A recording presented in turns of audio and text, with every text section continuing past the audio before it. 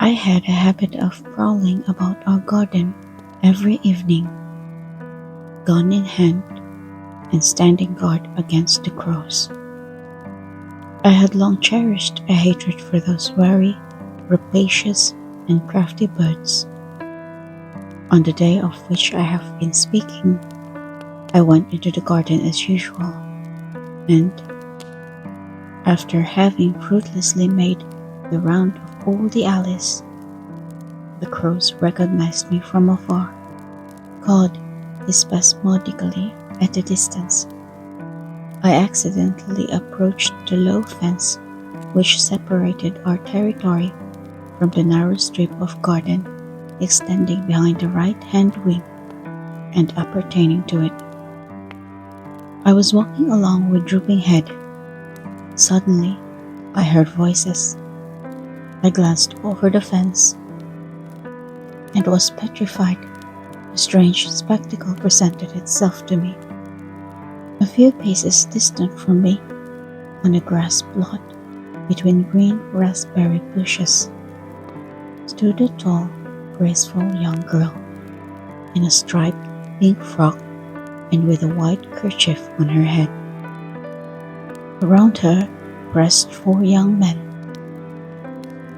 and she was tapping them in turn on the brow with those small gray flowers, the name of which I do not know, but which are familiar to children.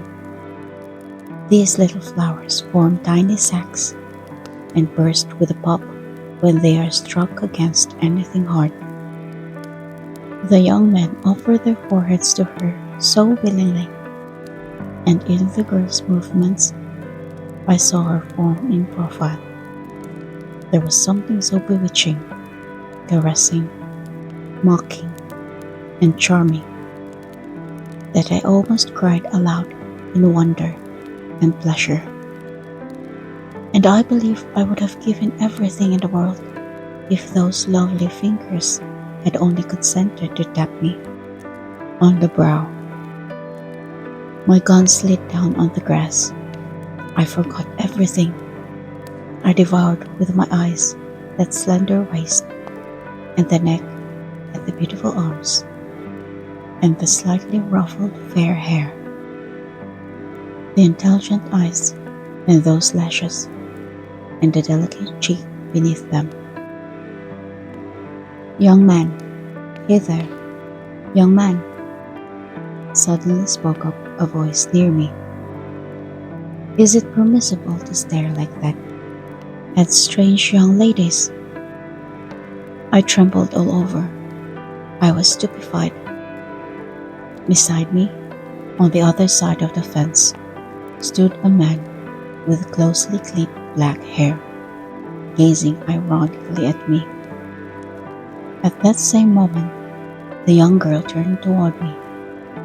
I beheld huge gray eyes in a mobile, animated face, and this whole face suddenly began to quiver and to laugh, and the white teeth gleamed from it.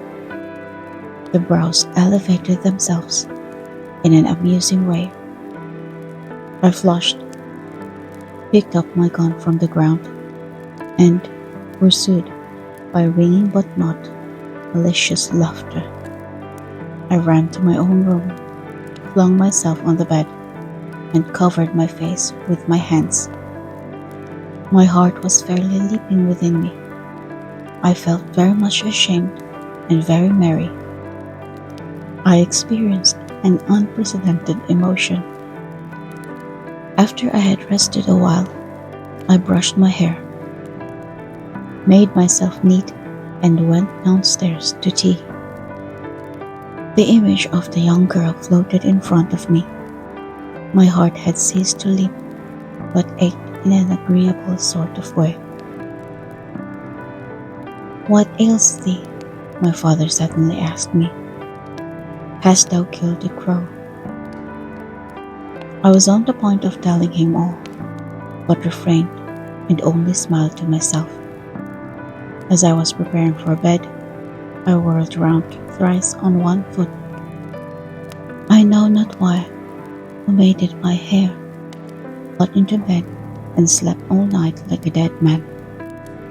Toward the morning, I awoke for a moment, raised my head, cast a glance of rapture around me, and fell asleep again.